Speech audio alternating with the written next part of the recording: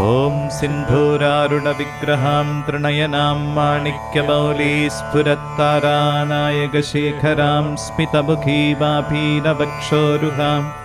पाणिभ्यामलिपूर्णरत्नचषकं रक्तोत्पलं बिभ्रतीं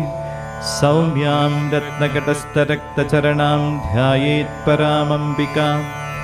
ध्यायेत्पद्मासनस्तां विकसितवदनां पद्मपत्रायताक्षीं हेमाभां पीतवस्त्रां करकलितलसद्धेमपद्मां वराङ्गीं